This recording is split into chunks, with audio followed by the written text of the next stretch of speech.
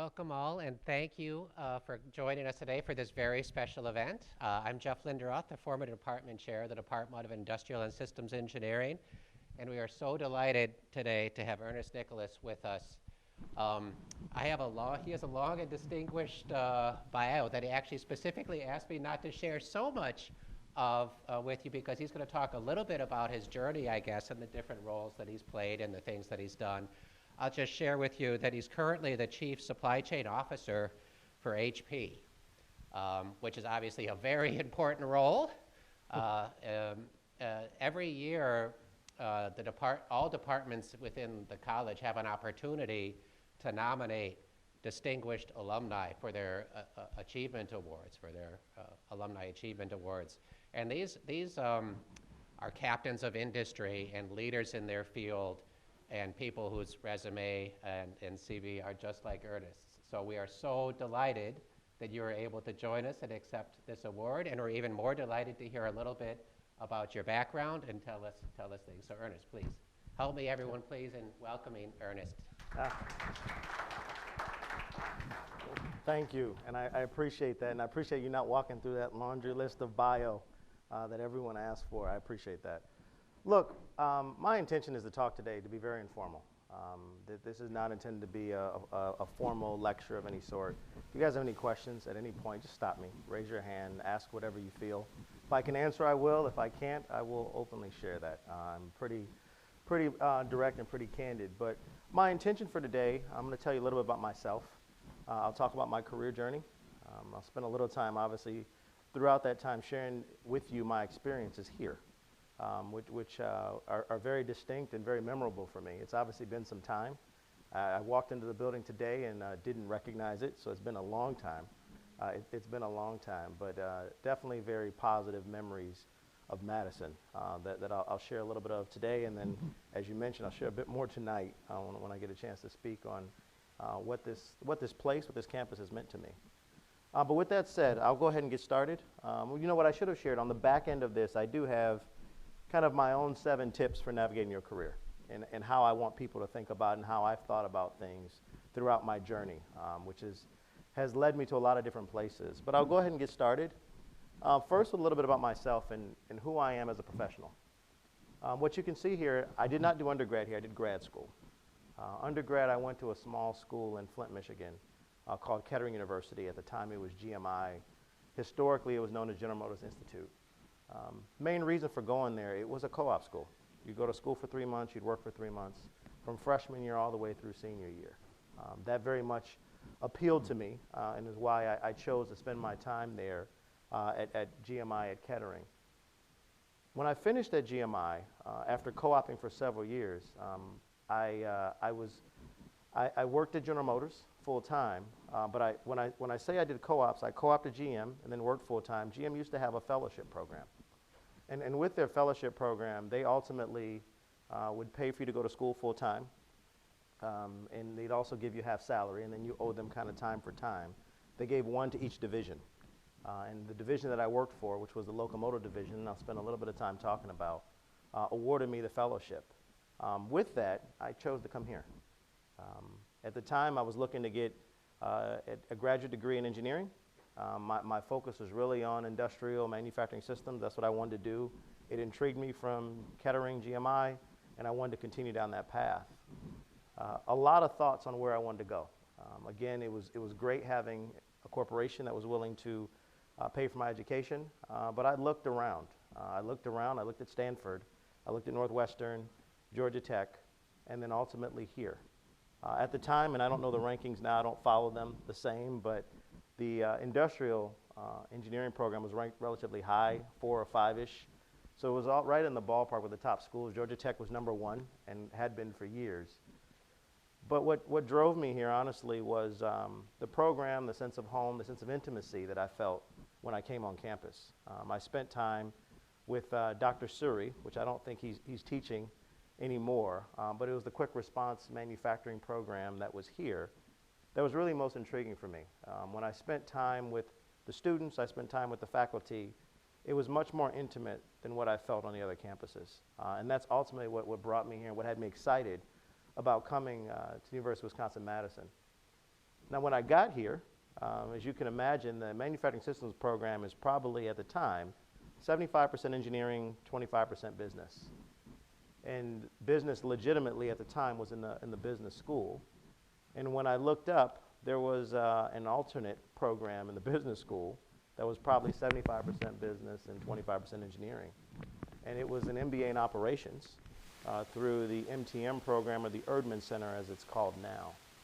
And so what I realized pretty quickly was if I were to take one extra course every semester, I could graduate both degrees in 2 years. Being the industrial engineer, the efficiently minded, efficient-oriented individual, my first thought was, I don't have to go to school anymore. I can finish this, I'm done with school, I can just start working. Honestly, superficially, I can start making some money. I can make more money with an MBA. So all of that pointed me toward wanting to do both degrees. So ultimately, I pursued that. I pursued doing both. I finished on campus in just a little over 2 years. It took me the summer after to finish. But I was just sharing with Tom that I had a thesis that kind of was a dangling element that I needed to come back and finish. So I officially graduated from the engineering school with my master's in 2005. But I finished with the engineering degree in 2002. But all in all, look, a very positive experience for me that ultimately, quite bluntly, has paid dividends for me from a career perspective and opened up several doors, having what I'd say is a very diverse set of skills and a way to look at things, both from an engineering perspective as well as a business perspective. If that's what someone desires, by all means, I'm an advocate for it for many reasons that we can talk about later. You heard me mention that I worked for General Motors. I was there for a total of 9 years. That includes me being a student as well as full-time. I started off on a shop floor in manufacturing, doing industrial engineering work, which quickly shifted to production supervision before I left to come to graduate school. Now, following graduate school, my intention was to go back into engineering. I thought right away I want to go into engineering. I wanted this career in manufacturing engineering en route to being a plant manager of sorts in General Motors. Well, that didn't happen. One thing I can say up front, this plan, this linear plan of your career starts here and ends here. It wasn't true then, it's not true now. I know a lot of people have a lot of different views on what's the right career path for them. It's truly just preparing yourself for the right opportunity because things vary. When I went back to General Motors with the idea of going back in engineering, I wanted to leave what at the time was the locomotive division that they had where I started and go to what is the core of the company. I wanted to go work in truck and bus. I wanted to go work and build cars, build trucks, and I was excited about it. Well, they openly told me we don't have any openings in engineering. We've got this space for you in supply chain if you want to go into it. And at the time, it wasn't so much supply chain. It was going to work in the warehouse. It was going to work in distribution. It was going to work in material handling. I took it. Excited to do it. I went to Janesville, Wisconsin, and worked in Janesville at the plant, which has since then closed. But I was excited about it because at the time they built the Suburban, the Tahoe, the Yukon Denali, and I was into cars. So it was exciting. I was ecstatic about it at the time. But I didn't realize that I was starting to pivot my career. You know, my thought was still, I'm going to go do this job until I get back in engineering. And one thing led to another. I was in Janesville for a little over a year, did a couple different things, and they offered me to go to corporate. And I moved to corporate in a different engineering job, but now shifting toward, a different supply chain job, but shifting more toward new product development, new product introduction, product development. So I got a chance to see the other side, but from a supply chain standpoint. And that's when I really started to get intrigued. I spent some time working on new products. Then I dove into working on what are called MRP, ERP systems, the planning systems that are used for factories, for large organizations. And I got to see what I'd tell you is a lot more complexity than I ever envisioned in supply chain. My desire for engineering was I love the idea of design, of problem solving. And in my mind, supply chain was just get my part and get it in front of me so somebody can build and create value. I learned pretty quickly that there's a lot of complexities in supply chain, a lot of complexities that fit the engineering mind. I know it sits in the business school, but the problem solving that exists is distinctively different from engineering. When I think of the two, engineering has fundamentals that can be intricate and very difficult. And you have to learn them, you have to process them, you commit them to memory.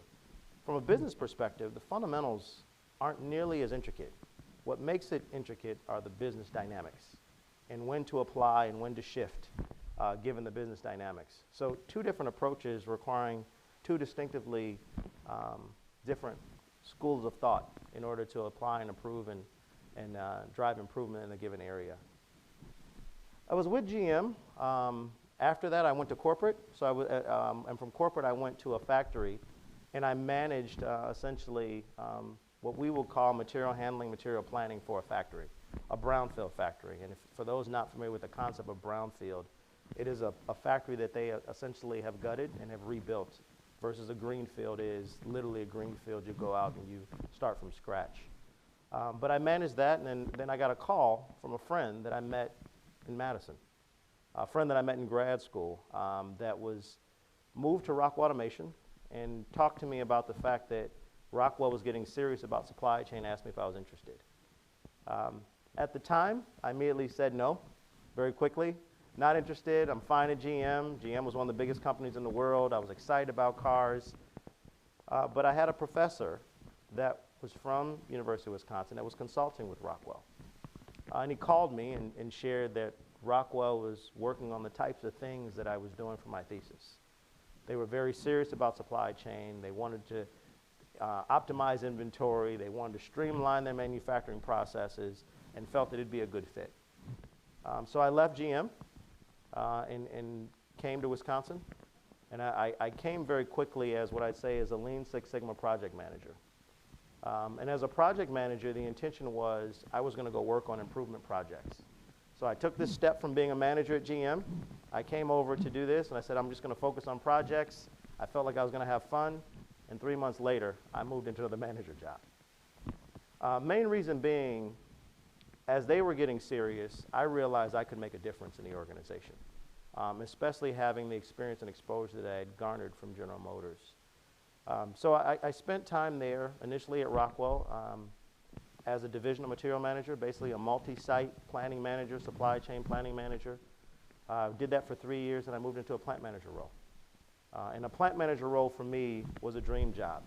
I know that may sound a little funny to some people, but the reality for me was I always wanted to manage 4 walls of a factory. From the day I moved into a factory, I still like manufacturing. I like distribution centers. That's why I do this work. But in moving to plant management, I did it for 3 years, and then I was given the opportunity to move to Asia.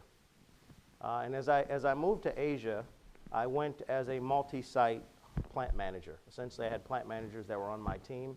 I had a factory in Singapore, 2 factories in Shanghai, and 1 factory in northern China in Harbin. And I lived in Asia for a couple years with my family. Again, great opportunity. I'll spend a little time talking about just international assignments later. But if there's ever a chance for any of you to do that and you're willing to and you're comfortable, by all means go.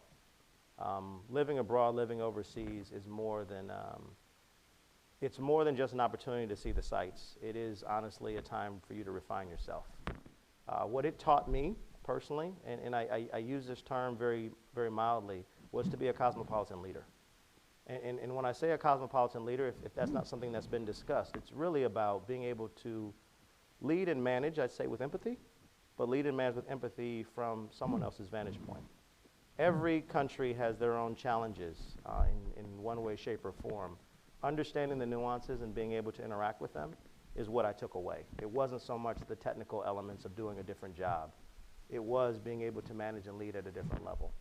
And that's what honestly prepared me to come back as what, at the time, a chief procurement officer, where I managed all of strategic sourcing for Rockwell.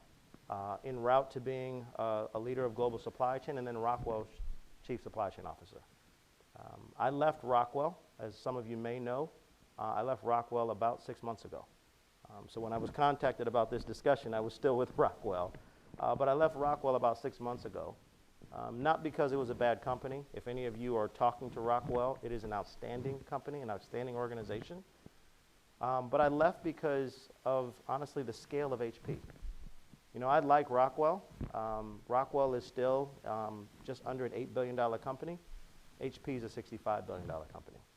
And when I think of the work that I like to do in supply chain, the next step is to think about scale. And it's think about how you manage scale. That's the next challenge. And HP scale is just vastly different to that of a Rockwell Automation. So with that, I'll keep going, but hopefully that helps, at least a little synopsis of me from a career perspective, and where I've been and where I am now. Family-wise, there's an error here. I reused this slide. I was just telling someone earlier. This is my wife, Kia, and my 2 kids, Ernest and Janelle. I now have a third. I have a third, and my third is Elijah, and Elijah is 8 weeks old. 8 weeks old. So very excited about that. So as you can imagine, I'm busy. I'm very busy. That's an understatement. I grew up in the south suburbs of Chicago. I don't know how many of you are familiar with it, but about 30 miles directly south of the city is where I grew up. Love Chicago. Grew up in the 90s. So you see the Bulls logo. You will always see the Bulls logo. I think I've shared very openly. I joked with Tom that growing up in the 90s in Chicago means I'm a Jordan fan, I'm a Bulls fan, even though they're not that great right now. And the LeBron debate is not a debate. And I will consistently say that it is not a debate. The GOAT is one man. And let me make sure you guys understand, I still represent. I still represent. I still represent. In my free time, love to cook, love to grill when I have the time. I got a green egg. I have a gas grill. I like charcoal. I like grilling. You name it. These are just a couple of the dishes that I love to make. One is a paella, and the other is a slab of ribs. So carbs and cholesterol. So it is what it is. With that said, as a leader, there's just a couple things that I had here. And I speak to this because I think they're so applicable to so many different areas. Another element that I like about supply chain is that there's a cross-functional nature to it, right? If you study supply chain and you've dealt with it, there's the SCORE model that a lot of people talk about. It's plan, source, make, deliver. You can add return on the end. But it's how these different functions kind of work in harmony, how they're orchestrated to honestly support the operation. That to me is at the crux of leading a supply chain, but it's at the crux of honestly leading any organization. It's thinking about how you not only can go deep, but then how you can go broad to connect the dots. Everything we do, whether you design or whether you are purchasing, buying a part, whether you're working in transportation, everything has a handoff or handshake with a different function. That's where things usually get dropped. It's not in the execution of the actual work. You'll find when you go into the workforce, every company has smart people, and they just get smarter as you go up. It's more or less the communication, the handoffs, the handshakes, and the leadership in alignment with that is where a lot of things fail. Quite bluntly, the vast majority of things, that's where they fail. With that said, I always talk about acting like an owner. Acting like an owner for me just means you don't just look over at someone else and think to yourself that it's their responsibility. You own it through and through. You own receiving it, you own handing it off. Your name is on it, it means something to you. There's little pride in ownership. And then just thinking about listening and building trust. And I always talk about relentlessly prioritize. You'll find, similar to school, as you get into the workplace, prioritize, simplify, streamline, become buzzwords that become very real. I tell you that I'm busy, it's very true. And it really is the game of prioritization. It's game of prioritization. I could work every hour of every day and still not finish. It's prioritizing and streamlining and focusing on what I want to accomplish. The last thing I have here as a leader, and I often talk about this, I am huge on DE&I, diversity, equity, inclusion, huge on it. And I've been, for one, the obvious reason, in being an underrepresented individual in leadership, but two, in understanding what this does to teams when you have different schools of thought that are brought in, and just this notion of the underrepresented just want a chance. So I stand by that. I joined this organization called the ELC a few years ago. It is specifically an organization that focuses on pipelining black African American into executive roles. But I joined it for the mission. They are a group that specifically targets executives that are 1 to 2 levels away from the CEO. And they have what I'd say are talent forums, They have a lot of charitable giving that is done. But I joined the organization because I love the mission. I really love the mission of what they were trying to accomplish. While at work, in addition to that, I do a lot of recruiting. I'm usually on campus quite a bit. I have not been since HP, but with Rockwell, I was here quite a bit recruiting. But besides that, I recruit at SHIP. If you're not familiar, Society of Hispanic Professional Engineers, SWE, Society of Women Engineers, and I've been avidly recruiting for some time, and I'll continue to. Again, trying to be certain we pipeline into our organization. I think it's so important. I really do. I really do. So, sorry for the long-winded start. I'll talk a little bit about my organization. I won't spend as much here. I talked to you about Plan, Source, Make, Deliver. That's essentially the organization that I run for HP. It is their end-to-end supply chain. So I lead what is all their planning, their sourcing organization. They've got quite a bit of production, but unlike General Motors or Rockwell, we don't have our own factories. We leverage a lot of ODM or contract manufacturers overseas, and they are located in several, in each of the different geographies, to be very honest with you, so quite a bit, but a vast network. If HP had, I'd say, all of the employees internal, we'd be more than 3x the size from an employee base than what we have today. But we do not. The ODMs are actually managing that for us. You can see where my employees are located across the different regions of the globe. In addition to the end-to-end supply chain, I also lead our sustainability effort.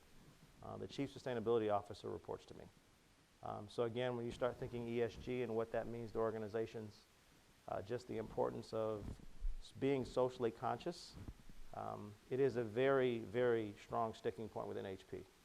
HP has gone on record, my CEO has gone on record, to say that we will be the most sustainable just technology company and has committed dollars to achieving that. So it's very much a big deal. Looking to revamp our products so that they are made of sustainable materials, and there's a very strong commitment to what that means in terms of redesign and finding ways to leverage different materials for it to be honestly something that is quite honestly not today. The PC that I have today has some recycled materials, but the content's going to change quite significantly. Okay. I talk a little bit about what it means to be a leader. I'm just going to click through this in supply chain. And the reason I do, I think it's important for people to understand what they're getting into. And I say this because there are the jobs where you can just sit and you can just work through and plow through your 8 hours and go home. And then there are jobs that they require you to have a bit of dexterity. And the dexterity could be socially, it could be from a communication perspective, it could be this balance of technical and leadership skills. But I spend a lot of time with my team just talking to them about what it means to be a supply chain leader, what I think it means to be a supply chain leader. The supply chain, first and foremost, doesn't stand on its own. Right? I may report to the CEO, but in reality, in every organization, there is a pecking order. Right? Our business units design our product. They market our product. Right? We've got a sales organization that ultimately will be out with partners working to figure out how we're best to sell or position our product within their organization. The slide I had before showed the strategy, right? There was a business strategy, a sales strategy, and then there was a supply chain strategy. I'm responsible for creating a supply chain strategy that mates with the business and sales strategy. And there's no reason for me to lose sight of that. If I can't do that, then I will have missed the mark. Everyone talks about customer experience. Well, there's a customer experience and value that's created through the product, and then through how it's delivered and what someone experiences as they open up that box. I'm on the back end of that. And the reality of what that means is I've got to work as one organization support both of those functions.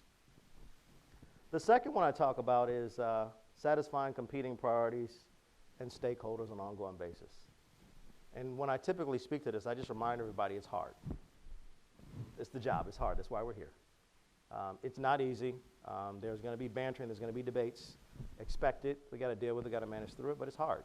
There are competing priorities, and as I said initially, you got to prioritize. Just got to figure out how to prioritize. The third, decision making, applying certainty to uncertain situations. Easier said than done.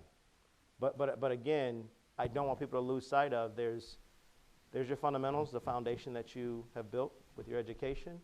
Then there's just experience and instinct that you kind of leverage, and you've got to use that to make what is the right decision.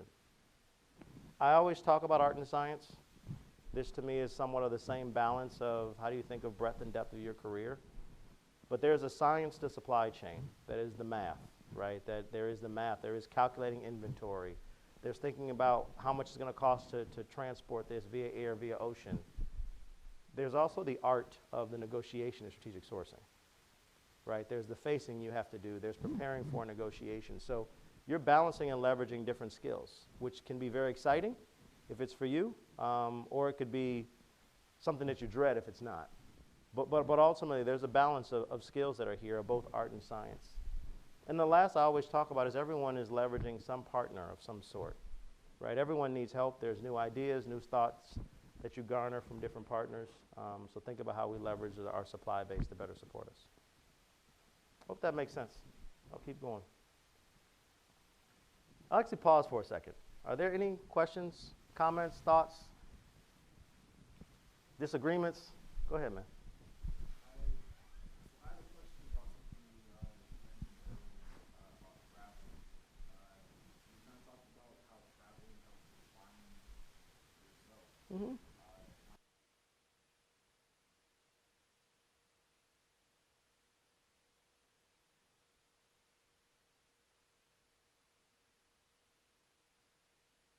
I wish to tell you I did for languages, but let me be certain.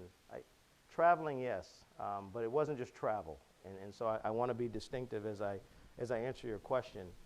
It's really me living abroad that changed me, immersing myself in someone else's culture, finding ways to make myself comfortable when by all means everyone would think that I was uncomfortable. You know, when you go move somewhere else, right, we're used to a certain demographic around us. We're used to a certain environment, used to certain foods. You go live somewhere else, there's time to adjust. And so it forces you to think about yourself. At the same time, what people value at work, how you approach them at work, how direct I can be at work was also different. So when you ask me the question of were there other things that I thought about or had to work on, the answer is yes. What I was trying to highlight was it wasn't technical, right?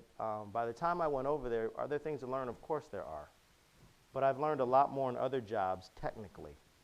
But in learning to manage a team of people in Singapore, a team of people in Shanghai, a team of people in Harbin was significantly different. What they value is different. What they found as being important was different. How you deliver feedback is different. How they give you feedback is different. Much different than what I had experienced here in the States. Although I had global jobs before or global responsibility, the interactions were probably a bit more transactional than being engrossed and living somewhere, right? When I'm on a call with someone once a week, sure we can work, we work through problems, we talk, you get to know them. It wasn't until I got there where I really had to hone in on leadership skills that were most important. Language immersion, depending upon where you go, I would say is important. It depends on what you're going to do. Quite honestly, I went at a level where I could get away with not having language immersion because everyone spoke English. Had I gone earlier in my career in the same type of geography, I would have had to figure something else out, to be very honest. It wouldn't have worked as easily. Okay, does that answer your question? Yeah. Okay, that's a good question. Anybody else? Yeah, go for it.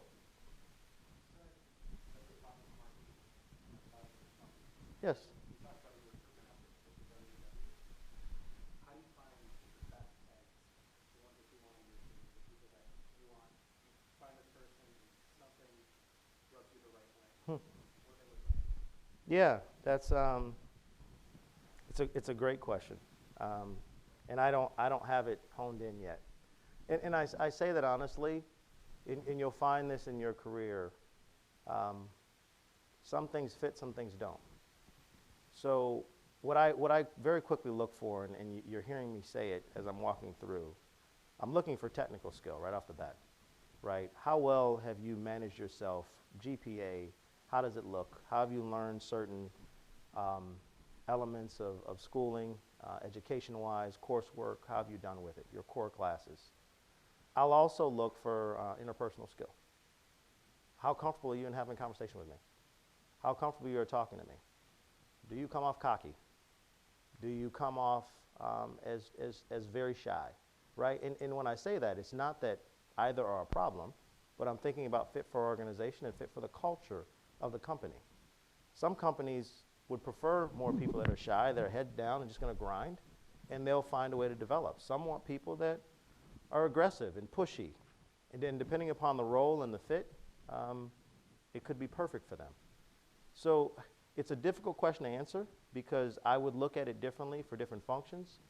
If I think supply chain, and you heard me talk about sourcing, sourcing is the opposite of sales, right? You're buying, but you're now working with salespeople all the time. You've got to have a very strong ability to communicate, somewhat extroverted. You got to like that lifestyle. If you're a planning person, you like spreadsheets, you like MRP, you like to be behind the computer, you like to navigate and tell everybody what's going on, but you've got your cockpit and you're working right within it. Right, you're in manufacturing, you're a shop floor person, right? You want to go hard. So my point to you is I can say that about my own function. You can go talk to someone in design, they can give you the same story. Talk to someone in sales, they can give you the same story. So it varies. It varies. A lot of it for me revolves around leadership competencies, technical competencies, and then aspiration. Okay, it's a great question. It's tough for me to answer because I've gotten it wrong countless times. You know, you want to get it right, but I've gotten it wrong countless times. It's something that I've asked. I had a mentor early on in my career who at General Motors, he saw my resume and he hired me without me interviewing. And I met him on my first day at work, and I asked him openly, I said, why? And he said there was something that he read that he felt it would be a good fit. I'm not there. I'm not there. So it's a great question, very difficult for me to answer, but hopefully at least give you some ideas, something to think about. Okay. Yeah, go for it.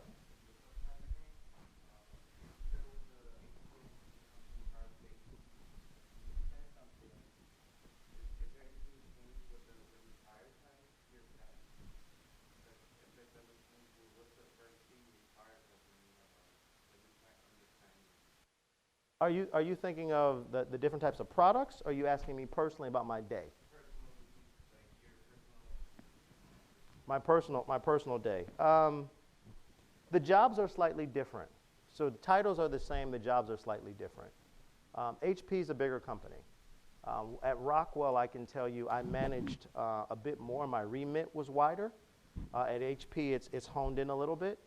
But the scale is so much larger that I have to go deeper into what I do on a day-to-day basis. As far as the prioritization, I don't know that it's changed, right? There's an operating cadence you develop, no different from yourself with your schedule at school, right? There's things I do daily, things I do weekly, monthly, and that hasn't changed. The rigor around it is a little different because some organizations are better at some things than others, right? I found that Rockwell, and I'll take a step back about Rockwell and its, how I would define Rockwell as a company.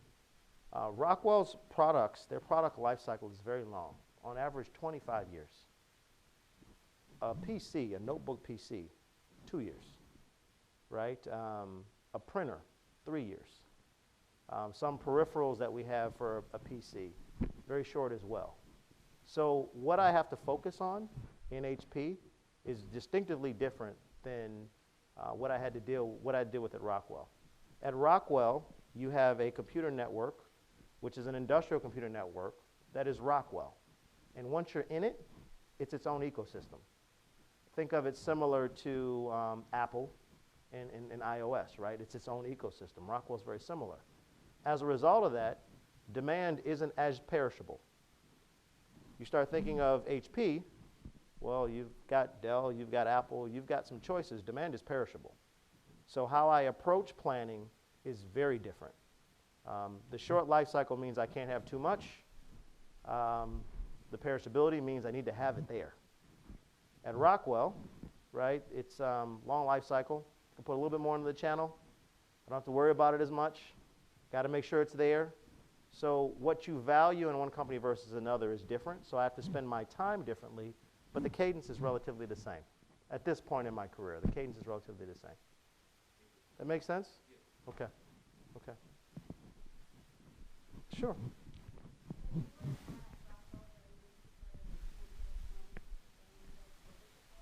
Oh, yeah.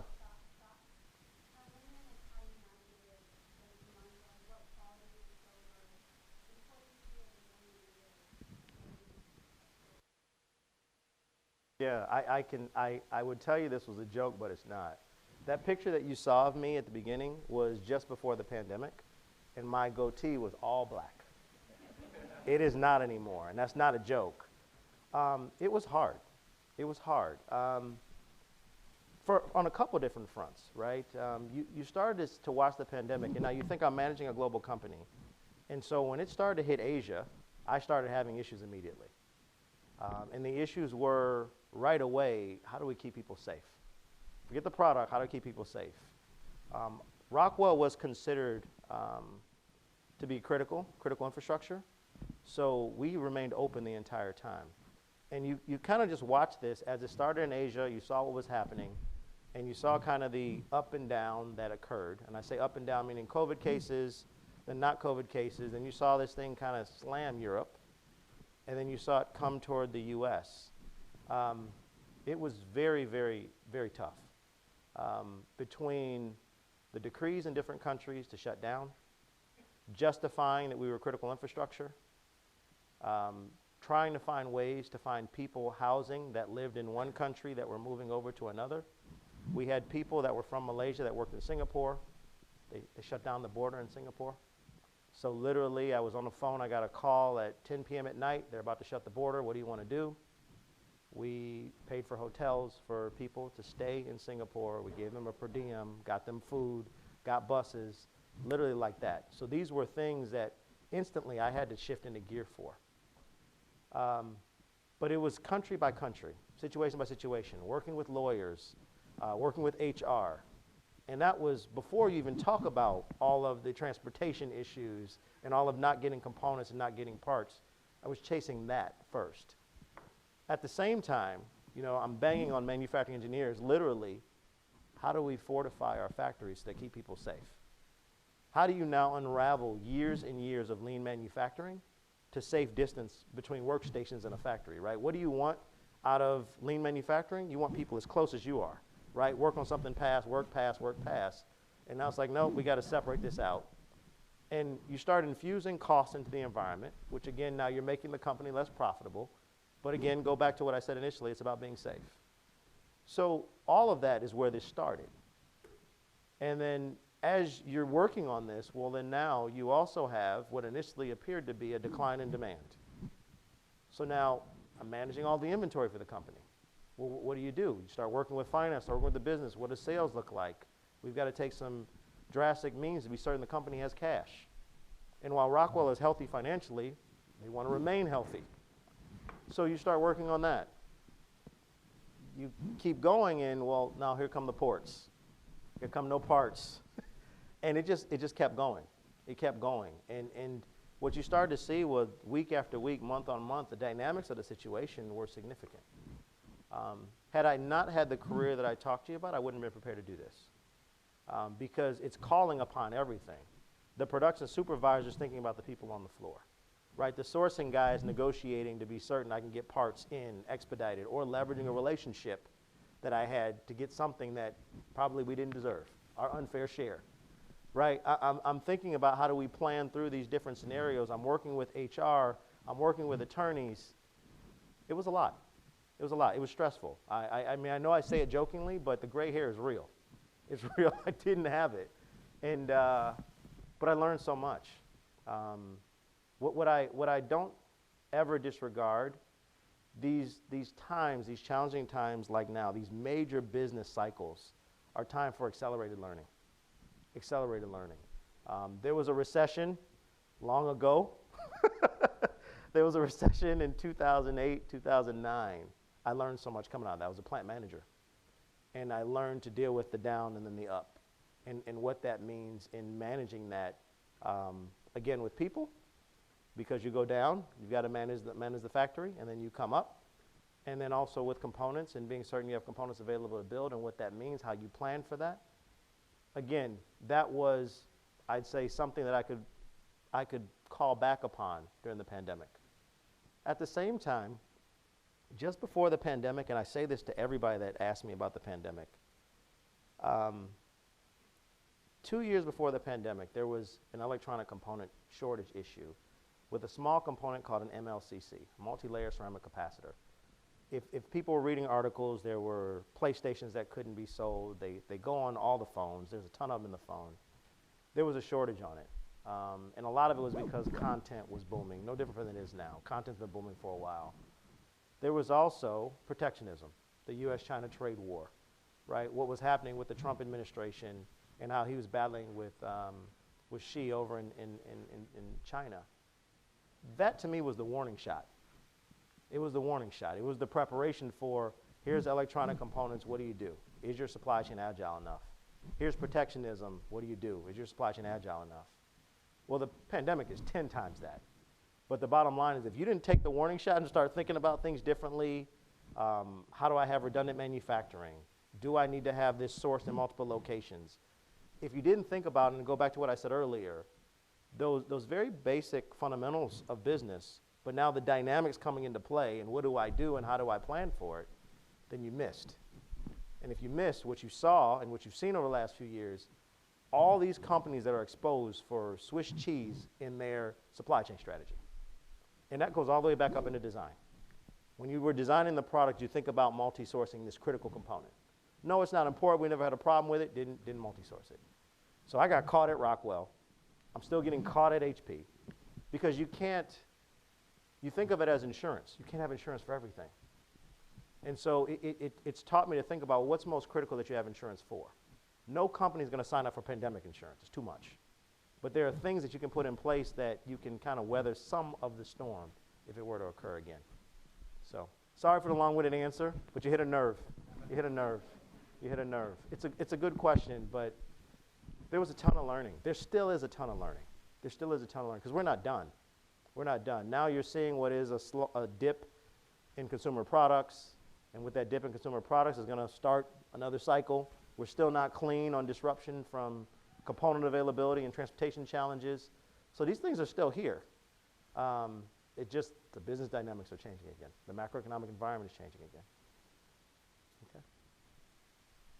Okay, good question. We're good? Keep going? I'll run through these. I don't know how we're doing on, I'm not doing well. Okay. I'll run through these pretty quickly. These are just 7 things that I had, and I always talk about them. They're important to me because as I think about my career and what was important, I try to stick by these kind of 7 thoughts, and I always talk to students about them at any level. I always talk about the importance of tying your work to some form of bottom line to know what's important to an organization. You've got to ask yourself the business, so what? Why is what I'm doing important?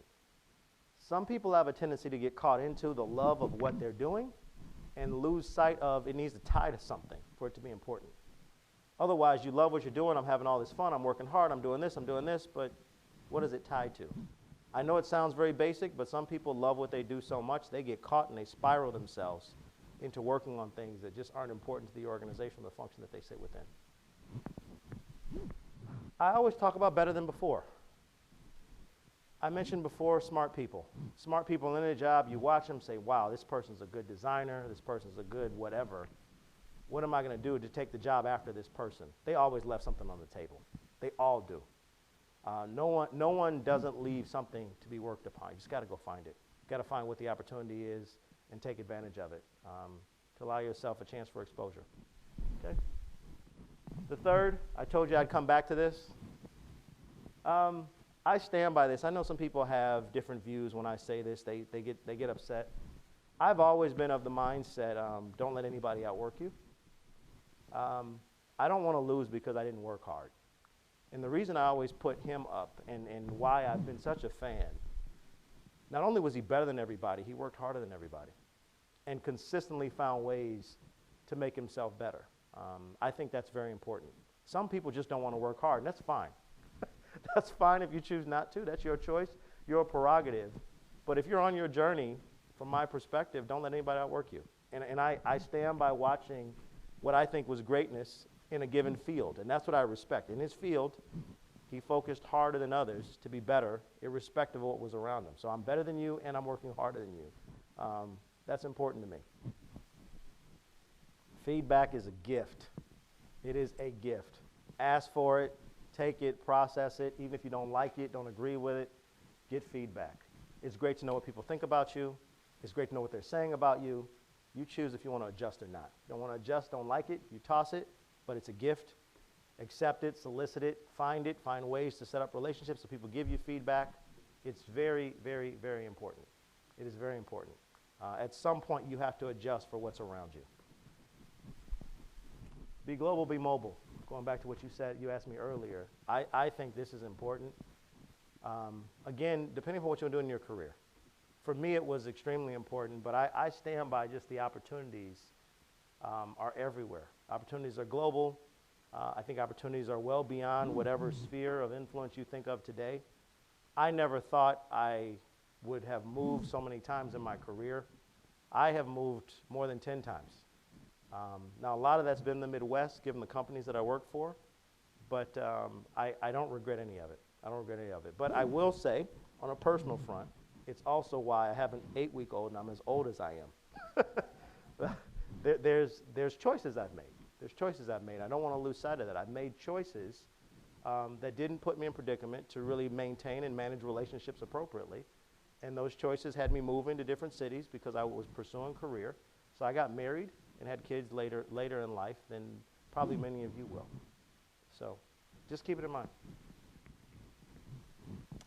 Breadth and depth. I don't know if the professors here still use this. They talked about this when I was here. I still talk about it.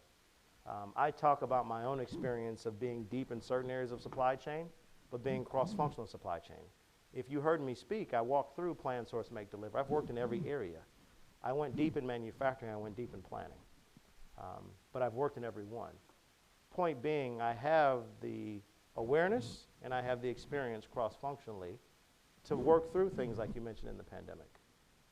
And there is a different level of decision-making that I'm capable of because of that. It doesn't mean that others aren't capable of it. It just means that they've made choices in their career to not exactly open up completely to be able to understand the peripherals of what's around. So again, when I speak of people and I speak of development and people development, I'm going back to your question, I will often reference that I have masters of orchestration that can go broad, or I have masters of discipline that can go deep. You need both in an organization to be successful. So there's room for either. If you choose to go deep, then go deep and be damn good at it. If you choose to go broad, again, understand the linkages, because at some point you're going to be the change agent, right? You'll be the person that brings all these things together systemically. So it's just a matter, again, of how you choose and what desire or aspiration you have. And then last, this is very important, especially for any of you that are the introverts. I am an introvert. I will stand up and tell you that all day long. I've had to work to be able to stand in front of people and do this. You got to network and build relationships. The extroverts do this naturally. The introverts do not. And that there is nothing wrong with it in either sense. But my point is, no one that has hit a senior level of anything did it without help. I did not get to where I was without help. I had mentors, I had coaches, I had friends. And if you don't do this, the expectation of what you want to do and what you want to become, you just have to modify it in alignment with that. But otherwise, you have to network, you got to build relationships. You've got to build colleagues, you've got to build rapport. Just doing the hard work isn't enough. It's not. It's not. I'd like to tell you it is. I'd like to tell you that I can find the person that's doing a great job that's 4 levels below me in the organization, but the reality is I don't. I don't have exposure to them. I don't have exposure to them. So as they network, as they build camaraderie, as they build friends, their friends will expose them, and you get a chance to see things differently. Doesn't mean it's right, just means it's the way it is. That's what it comes down to. So I think this is my last one. It's just a page of all of them. But that's all I got. I didn't realize it was going to take up all the time. So sorry, I kind of talked too much. I don't know if there's any other questions. Guys, please, feel free. Go ahead.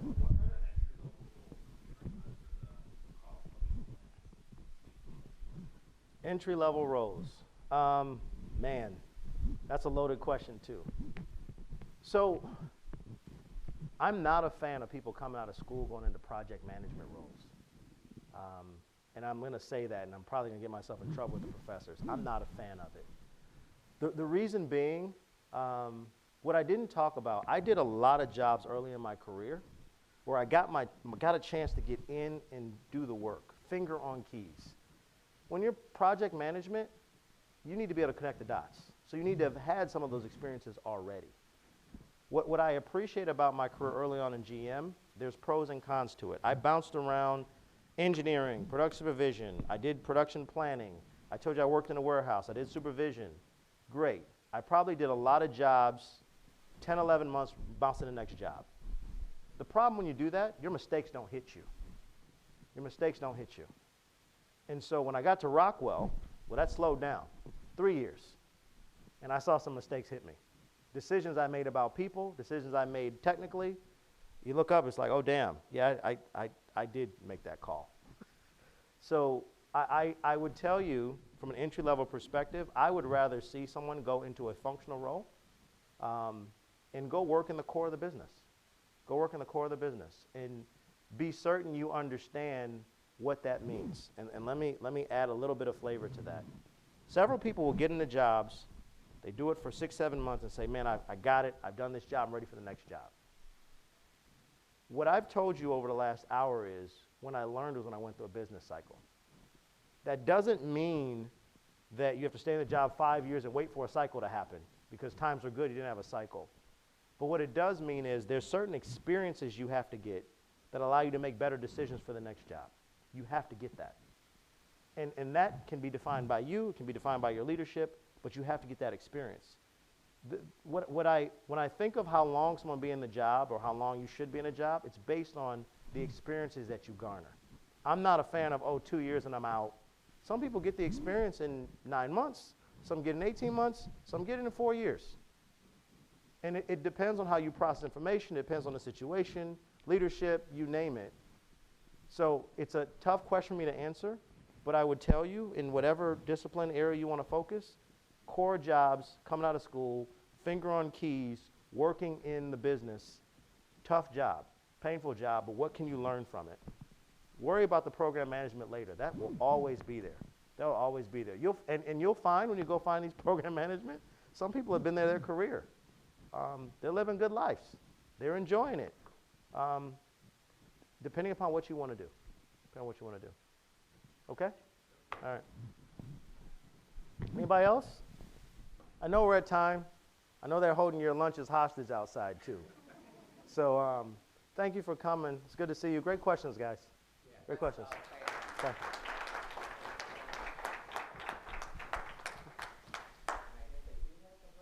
Yeah, they do. It's coming. It's coming, or it's at the door. Okay. Hey, thanks. Appreciate it. Okay?